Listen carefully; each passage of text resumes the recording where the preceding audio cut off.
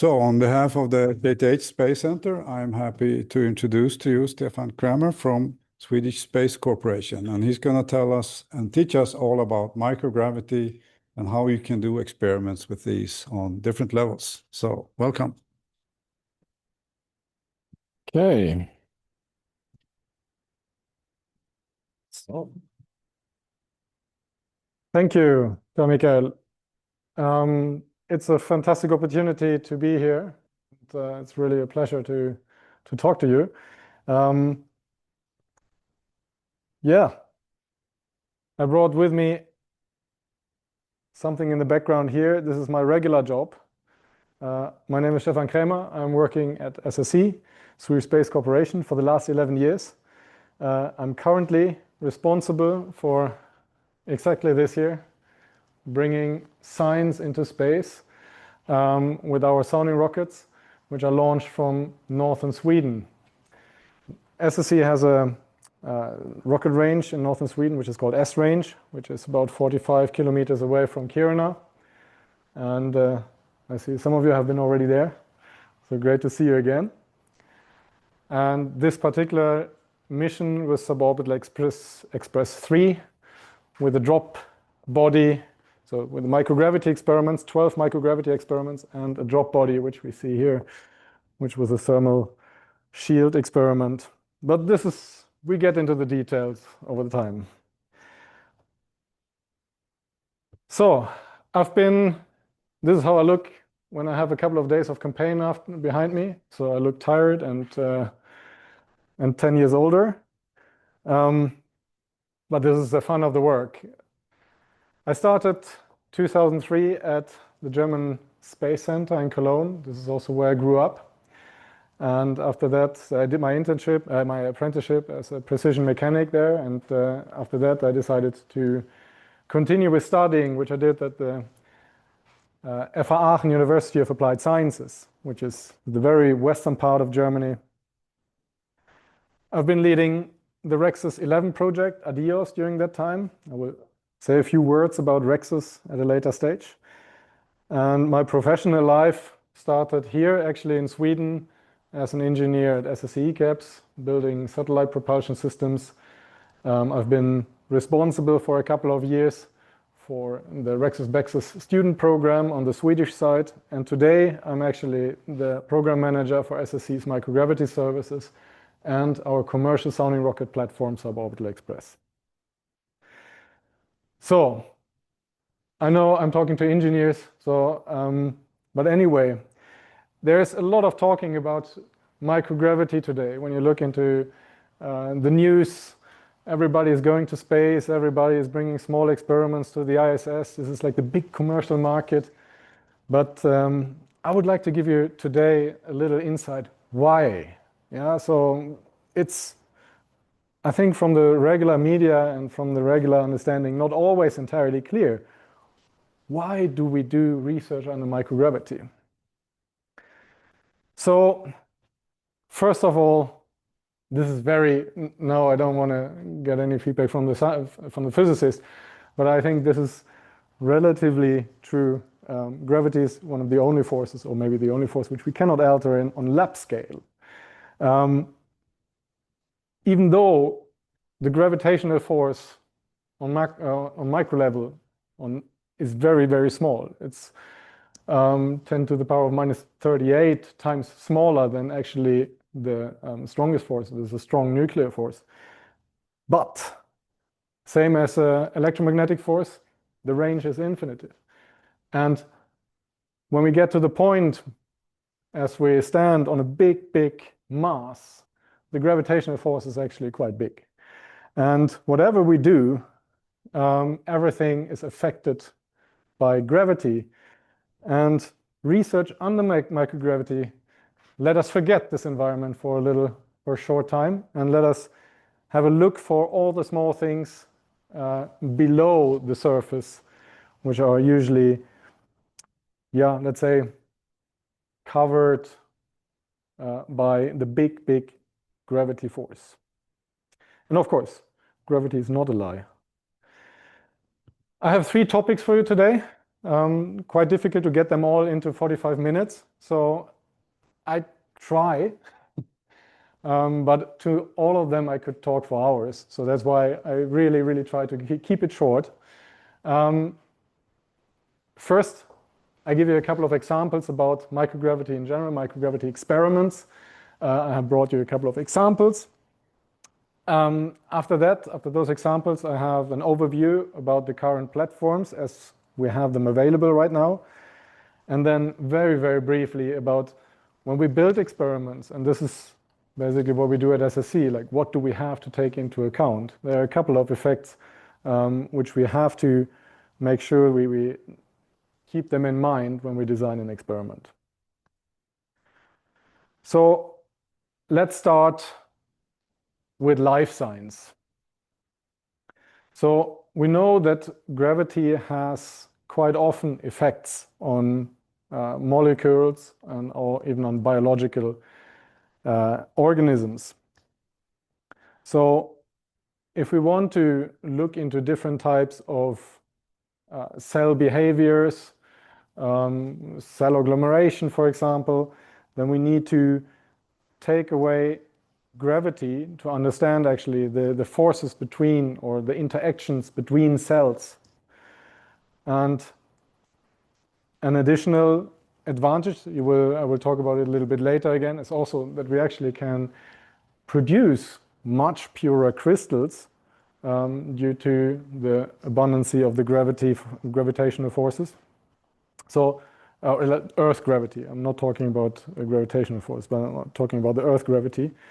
So that with that, we can actually create better or help to create better drugs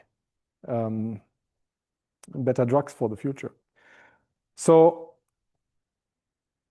one experiment which we're working on right now at SSC is the Krebs experiment. This is now a heavily overloaded slide, I know, but what I really would like to show you is this picture. This is a magnification of blood cells. And we know that blood cells tend to coagulate. This means like when you have blood cells together, they will always form like a blob at a certain point. So we know that in our blood vessels, we have partially high pressure, low pressure, high velocities, low velocities. But we also know that it's not entirely clear what is happening, what is the driving force for the coagulation of the blood cells. The problem on Earth is, as far as you put blood cells into a vessel, they will sediment, especially if you flow them very, very slow, when you're basically at the threshold where they would coagulate. When you're at that threshold, they also are so less in motion, they will just sediment, which is then destroying the measurement.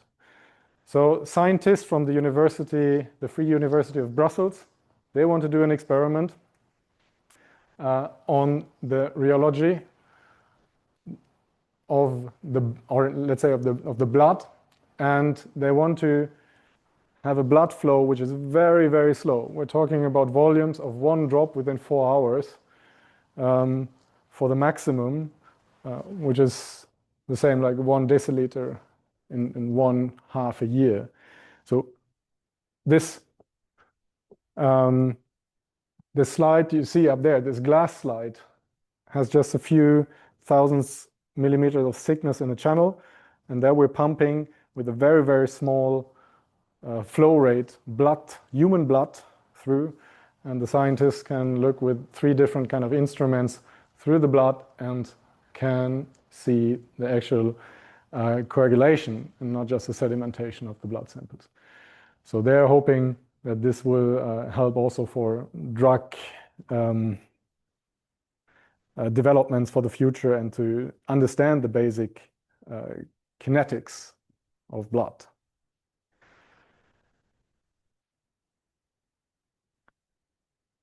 Now, actually, sorry.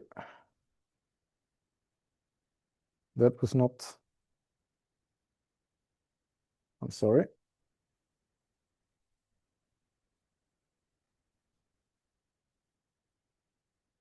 So we continue from here. Another topic is where we do research on the microgravity is the human health, the research on the human health and the adaptation of the human body to actually a new environment. And what has been seen is that bone and muscles are decaying under microgravity, quite similar to osteoporosis on ground. This is like a topic which is famous for the last 20 years already, since let's say longer stays in space where they have measured it on the astronauts. So this is one topic which is still ongoing, but it has been researched already quite exhaustively. There are so many effects where the brain is reacting on. For example, usually the astronauts say that they have difficulties in seeing, like seeing upside down and so on, navigating for the first couple of hours until actually the brain adapts to it. So there are a lot of adaptation processes in the body. So here we also have one problem, what we have seen on astronauts when they've been up there for a longer time. Astronauts, their immune system is impaired after a while in microgravity. And it is not entirely sure why this happens. So a team of Karolinska Institute, just around the corner here, they have been looking exactly into this problem. And we are building an experiment which flew on our last mission, which was called MECAC-TEEN.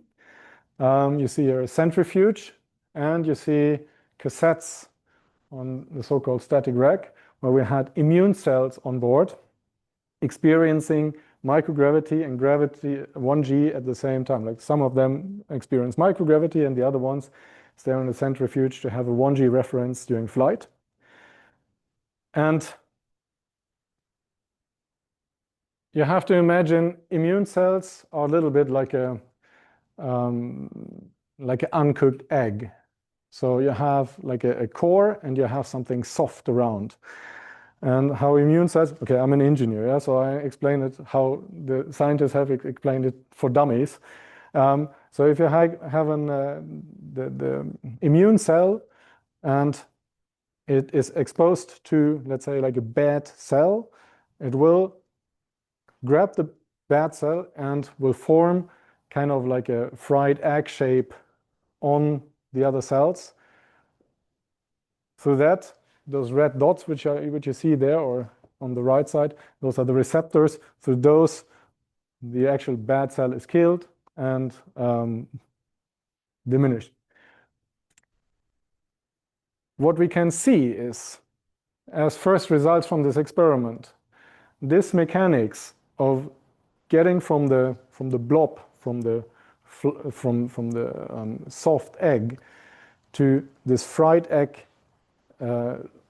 shape doesn't really happen under microgravity conditions. So independent from which orientation we look at those immune cells on ground, they will always stick to the other cell and form this kind of round shape with the core in the middle. If we go into microgravity conditions, something is not working as it should. And this is probably one of the explanations why the immune system doesn't work as they expect, or as we expect. What is not entirely clear is if this is like a long-term process, or this happens just within 6 minutes of microgravity. So those cells, they were only exposed during one sun rocket flight and 6 minutes. It is not clear like what happens if you have them in space for a couple of months. That is then the next step. Again, I don't know why I'm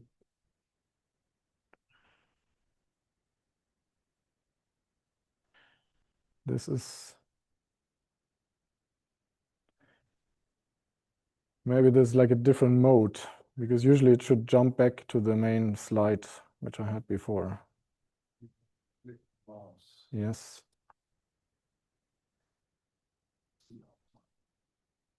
Okay.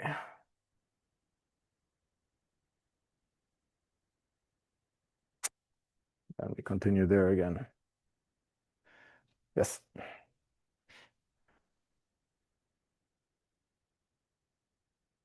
So another thing is when we're considering going for longer space exploration, we're planning to go to moon, back to the moon, back to Mars, or not back to Mars, but to Mars at a certain point.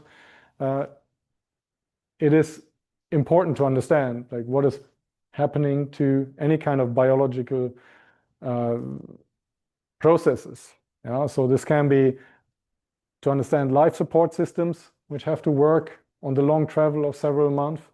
This has to, we have to look into what is happening actually to the ecosystem of a space station over a longer time.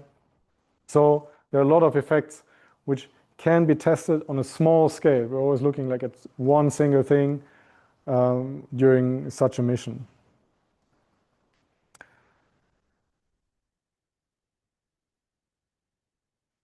And here it's like, where are the Earth-based benefits? So looking for why astronauts maybe have a lower immune system, or let's say a less strong immune system. Maybe that's not something what we immediately think is so important for us on ground, but it is, as I said before, quite interesting to understand that the processes on molecular level are completely different. We can create different size of crystals, protein crystals, which are important. This is, for example, an example of the protein crystallization of insulin, so human insulin. And to understand those processes better and have more clear data, it is important to use microgravity platforms.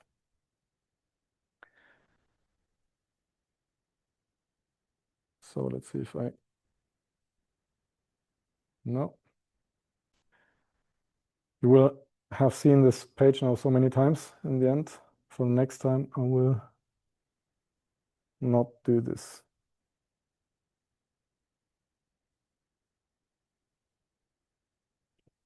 Science.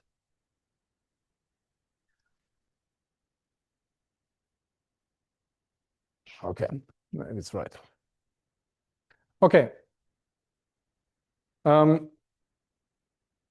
We leave the life science behind us, and we have a look for physical science. So what kind of physics can we look at under microgravity conditions?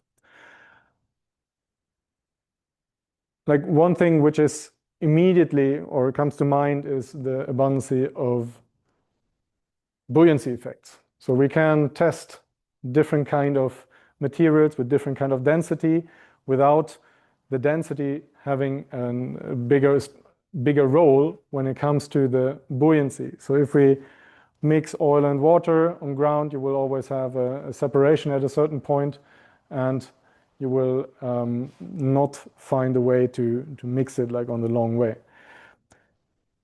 When we go to space, we don't need to take this into account, so we can actually look for the effects in between. The experiment which we see here, this is an experiment on granular cooling. So here we're talking about, let it run again.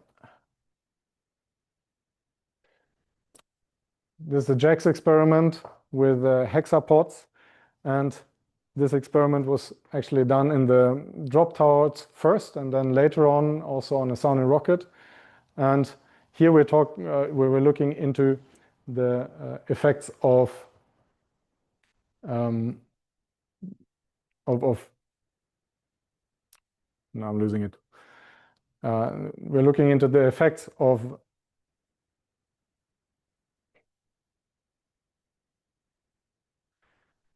transmission of the momentum. So and what is quite clear, I mean, it is something what we expect. So you have, let's say, a chaotic movement of all particles, and they lose the energy over the time into rotational energies. And the scientists have a program where they actually can calculate the trajectories and the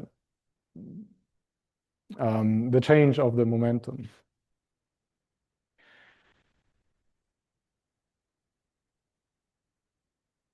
Here we have an experiment which was flown on a sound rocket. We can use microgravity, for example, to look into fluid and material behavior. Here we have foam, which is basically blown up due to a chemical reaction.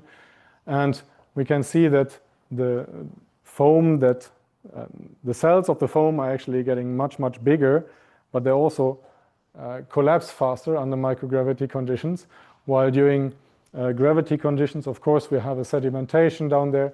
So this is, it appears like those are small effects, but in the end, for the scientists, it is really about the validation of their analysis, which they do, like computer analysis, and they can refine the analysis for example, production processes and so on.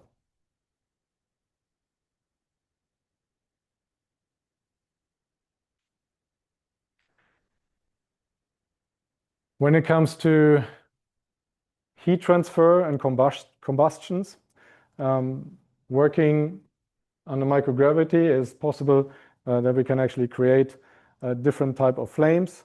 So we can actually look at the flames in a different way. We don't have any buoyancy effects here as well, because the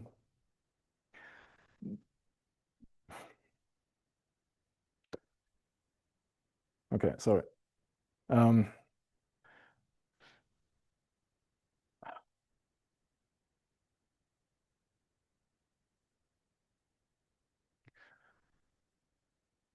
I will come back to that in a second. I will take an example for perwaves first. This is a percolation experiment for burning of iron particles. And there are scientists which are actually looking into the possibility to use iron as a powder as a source of energy. And you see here the process which can be considered completely green if the energy to produce like pure iron powder is, for example, done by photovoltaic or wind. Then this process is completely reversible to burn iron powder, to oxidate it, and to reuse it afterwards and back into the initial state. The problem here is if you work with granular matter on a like powder, then it's difficult to get like a burning process inside the chamber with a well distribution of the flames. So to understand the percolation front, the distribution of the particles inside the volume, and how the energy from particle to ignite the next particle has to be, for that we need to go into microgravity to understand those kind of processes in between the particles and how they ignite from particle to particle, and how the front goes basically through the fire, through the space.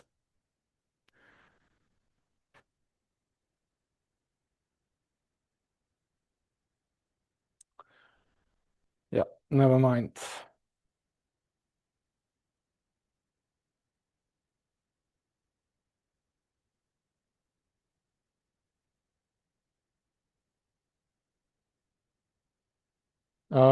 Further, it's also important to understand like how is actually fire moving over different kind of materials.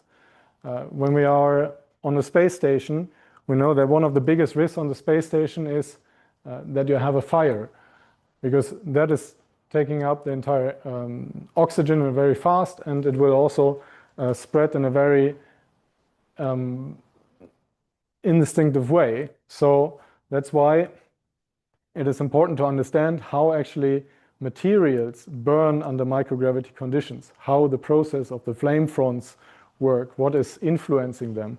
And there are also a big group of researchers in Germany working on this and worldwide, but it's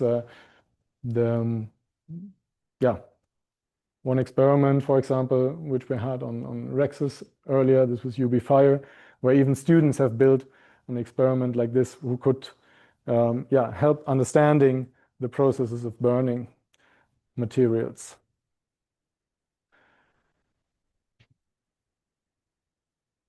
Another experiment or another field of work is using the long-term microgravity conditions to actually create this Bose-Einstein condensate. This is the apparatus which has been built, designed now for the ISS. This is a long process, a long research process, which started about 20 years ago in Germany with international collaboration, where they have been using the drop tower facilities within the Quantus experiment to fly many thousands of drops to create microgravity and test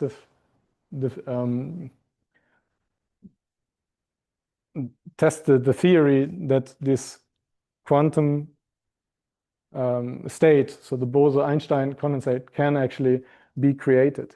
And they have been creating it many times since then, so it was a long step to get there.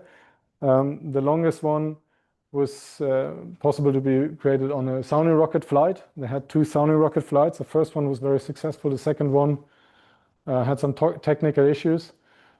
But now this apparatus is actually designed to go on the ISS, where they will be able to repeat over and over again the experiment on the Bose-Einstein condensate.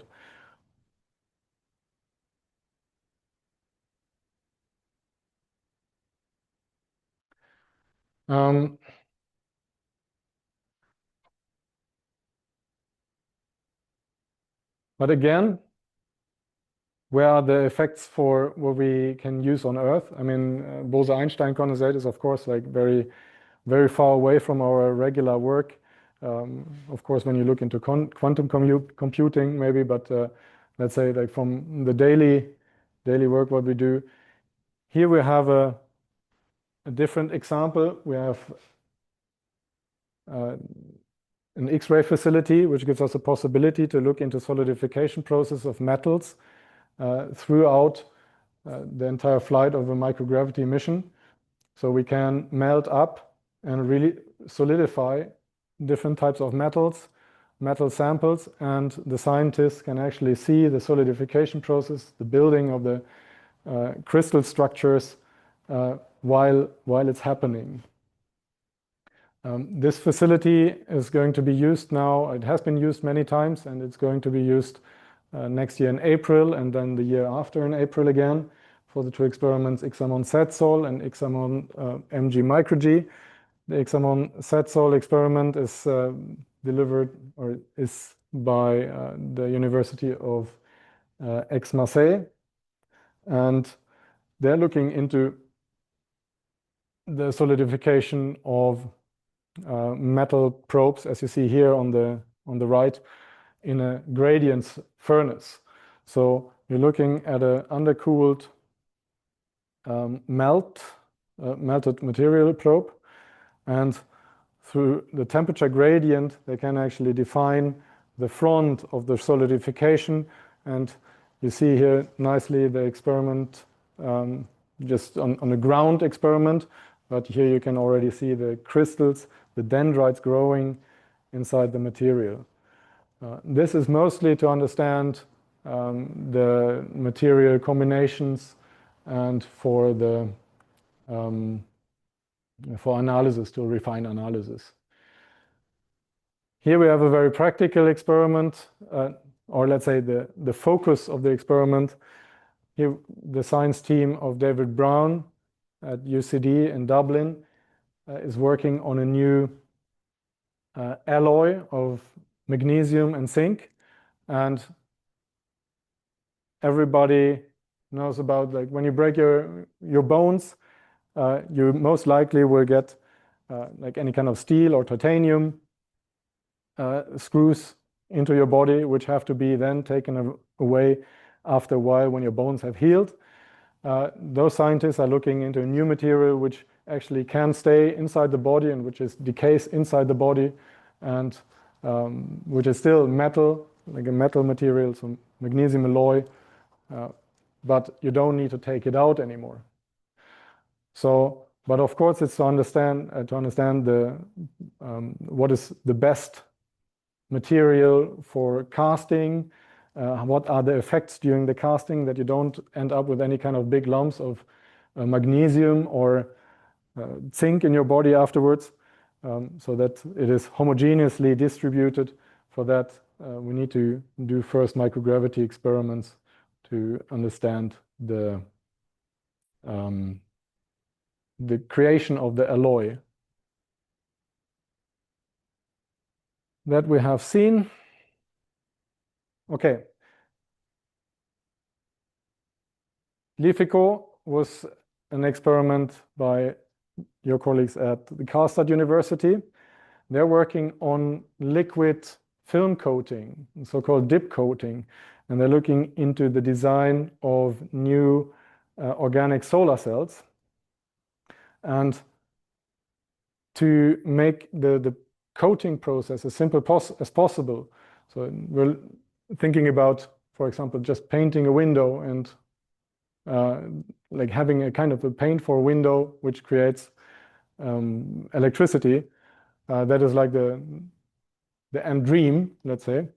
But to understand how the materials, how the crystals are growing on the surface when we do this kind of dip coating, we had to also go into microgravity to understand, or let's say to look at the processes of drying without having gravity affecting the drying itself. So what we see here is actually a test from the drop tower when we did the parameter. We have a 1G centrifuge. So a centrifuge is switched on during the moment of the coating, so when we fill, and after the filling process, the centrifuge is stopped and the drying process is actually happening under microgravity.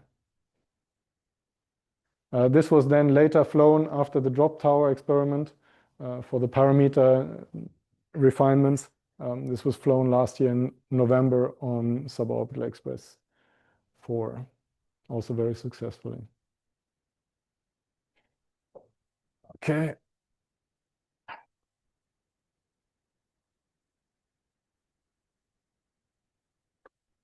Did we have everything here?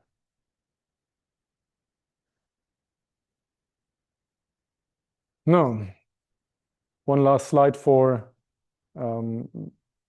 physical experiments with space relevance. I have a couple of pictures here which I think are quite interesting. Creating oxygen in space is like one of the big problems, or let's say like one of the big tasks. If we want to stay in space and we want to work in space, we need to have enough oxygen, and this is usually produced through electrolysis. There's one problem with that if you have an electrolysis on the microgravity, the air bubbles, or not the air bubbles, sorry, you have hydrogen and nitrogen, and the bubbles will actually stay at the electrode. So they have been trying with different types of means to get those bubbles away, to transport them out of the system, to have them actually available for hydrogen, for the hydrogen for energy, and the oxygen for consumption. But the big problem is, as far as you have too many bubbles on the electrode, it will decay in efficiency. So it will not work anymore. If the bubbles get too big, they just like it there. They stay there until you mechanically remove them. And the scientists have been working for quite a while to find a way to get them off with shaking, with artificial gravity, so through centrifuging and so on and so on. But yeah, the buoyancy effect doesn't help us in microgravity. What they found was a quite simple way of doing it, which is now under several steps of testing. They're using a quite strong magnet on one side, which is actually collecting the gas, the oxygen, to one single output where it can then be extracted from the liquid, from the water. And the bubbles are, yeah, basically moving away from the electrode on its own without doing any kind of additional mechanical work on them. Other topics for space exploration are, for example, propellant management devices. When we restart an engine of a rocket, we need to make sure that the fuel, if we talk about liquid fuels, that they are actually at the point where we can get them out of the tank. So those devices are usually working on surface tension of the liquid inside, but this has to be tested. So there's a lot of research ongoing as well. And we see that it's coming over and over again. It's not that this research is done with like just a few rounds of test. And for each new vehicle, we see that there are like new concepts which are going to be tested.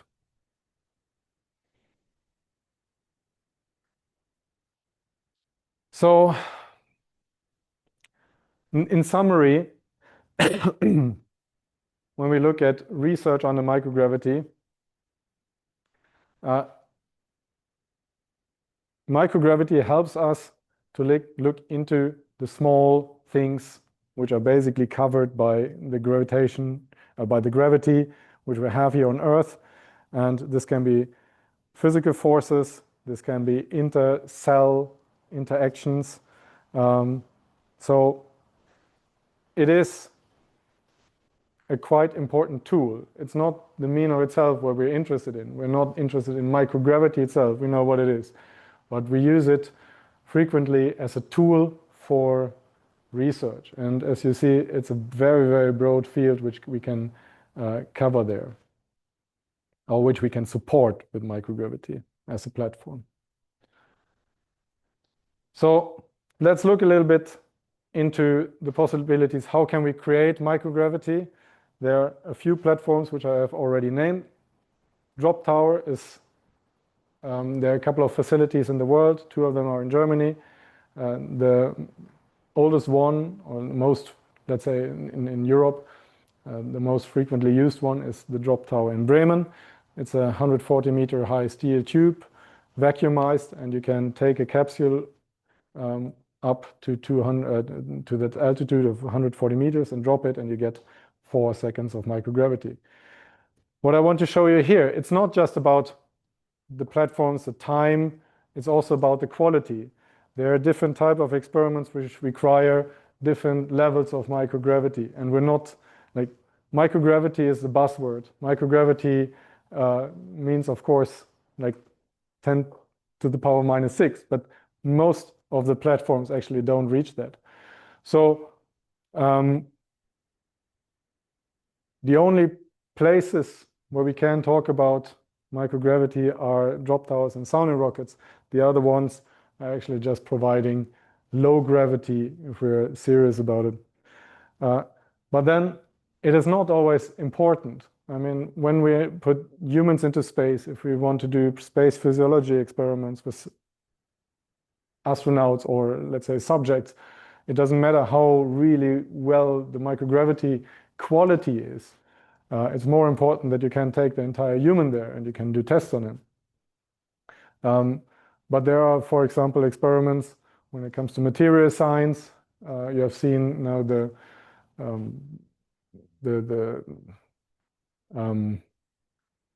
solidification processes. If you have any kind of vibrations, disturbances on those kind of experiments, then this, of course, has like a big effect on the results. And that's why you choose the platform by the requirements, by the needs of the experiment, from quality, but also time-wise. So drop towers, they have just a few seconds, between 4.7 and 9 seconds of microgravity. Parabolic flights bring you a little bit more time, 22 seconds. But of course, like with the airplane is still going through the atmosphere, so it is prone to disturbances. So you will get quite high disturbances into the experiment system. Sounding rockets are quite good. So here we have between 2 and 12, 13 minutes of microgravity with the very low disturbances, because we are moving, the experiment time is happening above 100 kilometers. So we are out of the disturbing atmosphere, which is, or let's say it's less disturbing up there. And the International Space Station is ranging from like definitely first it's like long term, but then also like from microgravity levels from quite bad to quite okay. So the problem with the International Space Station is also the big advantage that you have human operators which are bouncing into the walls and doing the exercises and so on. So you cannot expect that you have access to really good quality throughout the entire time. So even if you have like long-term experiments, you will always have phases where you have to expect bigger disturbances. This can be also like reorientation or orbit raising or whatever. So it's not that you have 6 months of perfect environment. So let's have a look a little bit into detail. This is a beautiful view over Bremen. At the drop tower facility in Bremen, they also have now a new small elevator HISS, which is about 15 meters high, that you can provide 2 seconds of really high quality microgravity. You can do up to 100 and even more experiments. So you can get a high repetition rate, even if the time is very short. And this GTP Pro is also able to provide any other kind of gravity. So it can be moon or Mars gravity parabolas. So it's very easy to adapt and to do different type of threshold measurements in this system. The 4.7 and the 9.3 seconds, this is actually valid for the entire tower. So there we have the possibility to drop a capsule of 260 kilos science payload, or it can be even shoot up from the ground with a catapult, and then you have 9.3 seconds. So it goes up and falls down and lands. This is my work field, the sounding rockets. We can reach an altitude from about 80 to 750 kilometers. So we have, as an example here, the smaller one-stage, single-stage rocket, which is commonly used for the REXUS program as well. And this goes up to 80 to 90 kilometers. Our workhorse, which you see here on the right, is a 2-stage rocket. And there we can reach altitudes of 250, 270 kilometers and provide 6 minutes of quite high quality, low gravity environment. What is a big advantage? Similar as to the platforms you have seen, or as to the drop tower, but also what we have for the parabolic flights. You can have a very late access to the science. So you can fly biological experiments, and you can have the samples up to the last moment in the lab. So roughly 1.5 hours before flight, the samples are delivered to the launcher. They fly, and since it's a suborbital trajectory, we can get them back into the laboratory within 4 hours. So mostly about 2 hours after the launch, which is really important for life science experiments.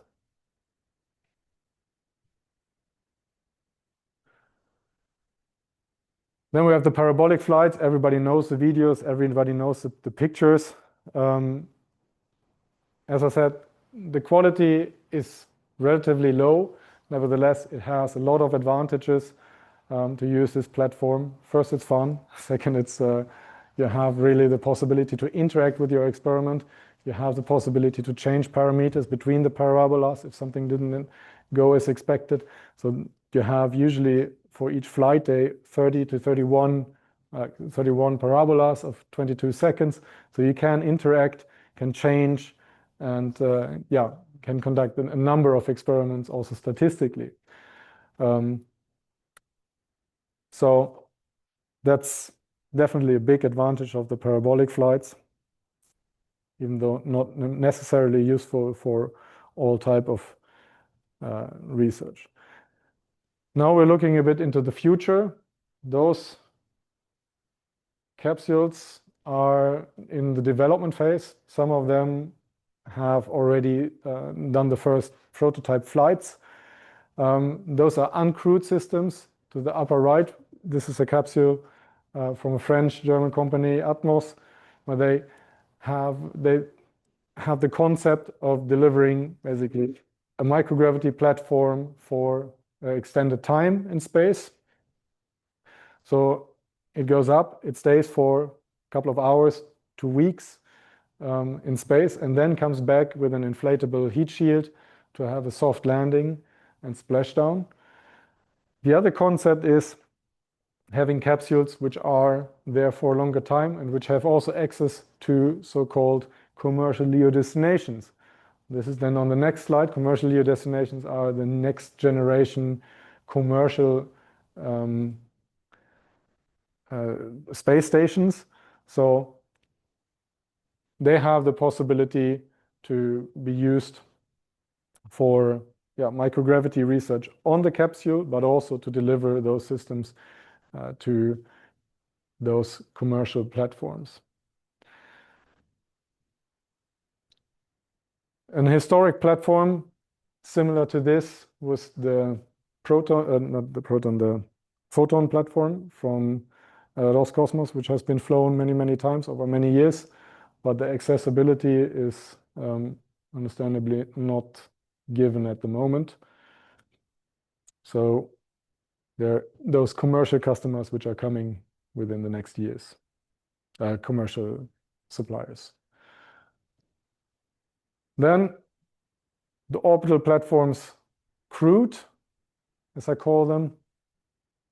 Everybody knows we have the ISS. There's a Chinese platform, the Tiangong station. Those are the two operational platforms which are available. But also there is a couple of commercial platforms which are going to be deployed within the next couple of years. So they have quite high pace in the development. So everybody thinks and talks about it that they will be the first. There are quite high hopes on the American platforms Orbital Reef and Haven 1, which are supposed to fly. Here you see like in 2026. I don't believe it, but so that's also part of space business. It takes as long as it takes.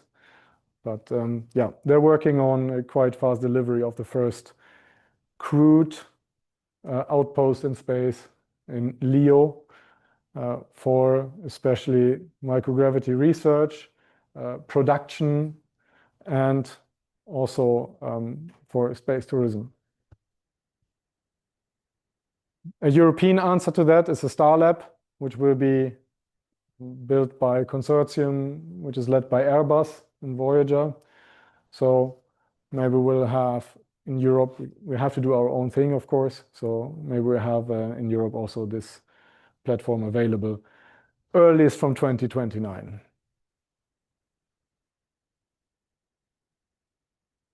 Okay. I think I wanted to talk a little bit more about environment-specific design considerations, but I think, should I just continue? Or? We still have them. Okay, good. Then I will continue on that. So when we at SSC are building experiment systems, there are like a couple of things which we have to consider all the time, and there's also something which we have to, or which we always try to convey to new teams which are joining the REXUS program, for example. So what is pretty clear when we look at the thermal environment, we don't have natural convection during the time. This is for small or for short-term missions, such on sound rockets, drop towers, and on the parabolic flights, of course, negligible. But when we have long-term missions, so as far as you get out to the CLDs or to the platforms, so orbital platforms, where you are for a while, then usually the abundance of natural convection, even in a pressurized environment, is an issue. So this is usually overcome by forced convection, by implementation of so-called heat pipes, which are transporting the temperature, the heat away to places where they can be radiated, and to also have liquid cooling loops with heat sinks and heat exchangers. And even though we have very short-term missions on sound rockets, 6 minutes can be quite a lot when you produce heat. For example, you produce a couple of 100 degrees to melt a probe. You have to get rid of it at a certain point again. So we are usually using cooling loops with heat sinks and heat exchangers, even for short-term missions, to have, let's say, a stable environment. Mechanically, as I said, the platforms are very different when it comes to disturbances. And experiments, if you have an experiment which is demanding like a high level of microgravity, a high quality, so very low disturbance, then usually the potential source needs to be identified and either eradicated or decoupled. So this is usually a big mechanical challenge already to provide the environment the experiment needs.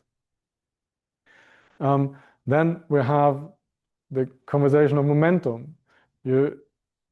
Everything where we drive a motor, when we have centrifuges and so on, as far as you start changing something, you will have a reaction on that. So changes in movements are always producing a disturbance.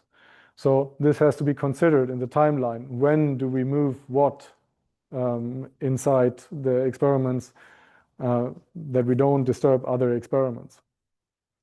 Because most of those missions which you have seen now, like on those platforms, are ride shares. So they are actually sharing the platform with others as well.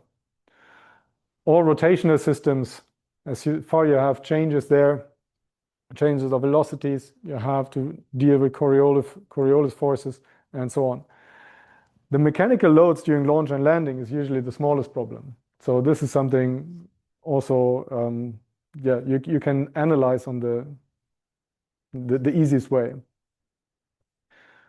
Quite often we have, let's say, kind of dangerous experiments on board, especially when it comes to sound rockets, that we can make use of having not any kind of human operators around.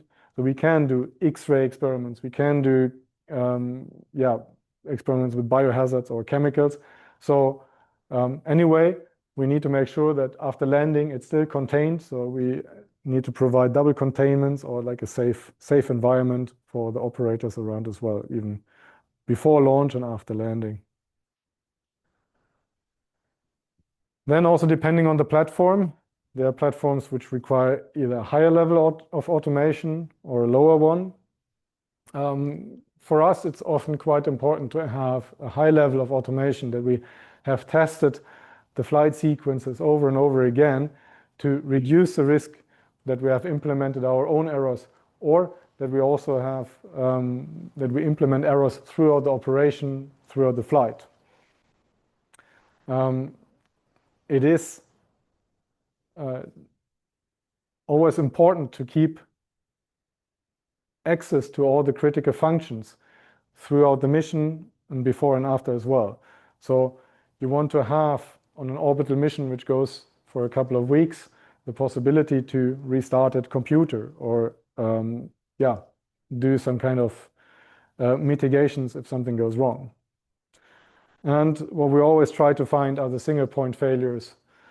So this is quite important task for the system engineers to look into that, to find and detect and mitigate single point failures. And then last but not least, the science data. Usually, if we talk about scientific missions, the scientific data is the first mission objective. So we have to deliver scientific data. And to make sure that this survives the landing, that we have definitely everything what has been recorded in the end available to provide it to the customer is most important. And therefore, you always have to consider different kind of mitigation options and safety levels, that the data stays safe, whatever happens. This can be also downlinking throughout the flight and so on.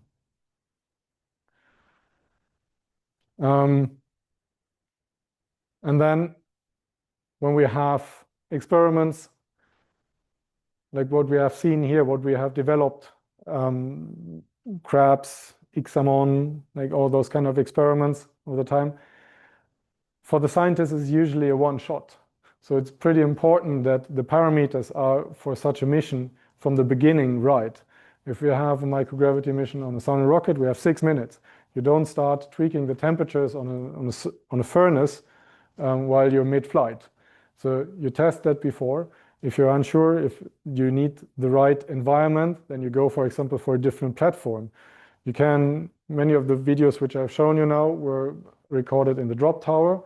So here we use a drop tower as a qualification facility, or to find the parameters which are necessary, which are important for the mission, then for the main mission in the end. And we have found out a couple of times that the initial parameters the scientists wanted to work with, they came up with, were very far away from what in the end were the input parameters for the flight. If those parameters would have been taken from the beginning, the flight would have been a fail in that respect, because the input parameters were just wrongly assumed. So I think with that,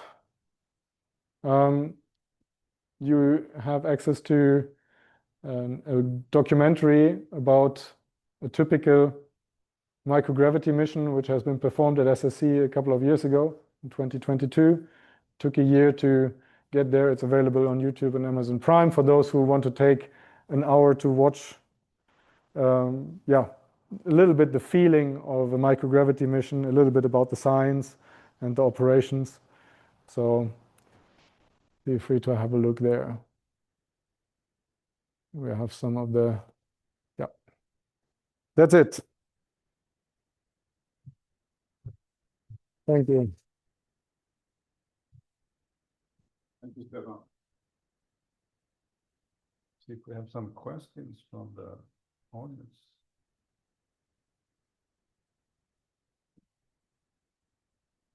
If there are questions, repeat the questions so we can catch it. Yes.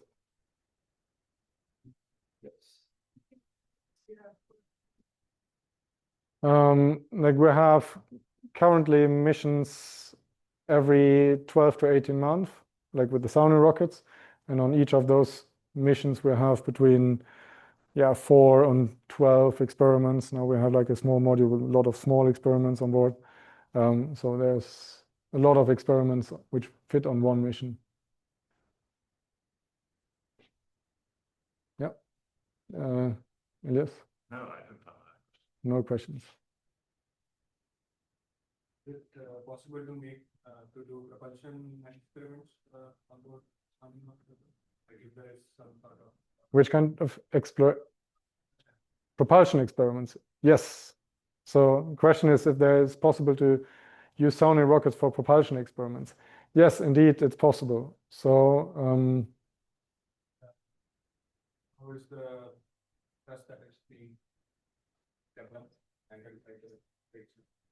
'So it hasn't been done yet, but it has been discussed. So that's why I think about the concepts which we have been thinking through, and it's definitely possible.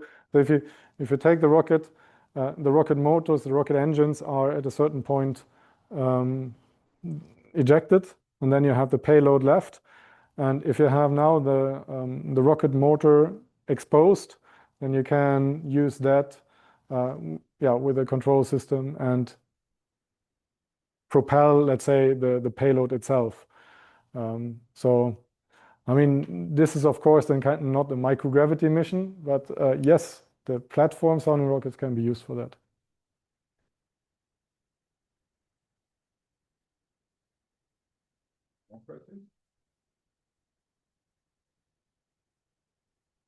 So what's the most exciting microgravity mission you've been Ooh,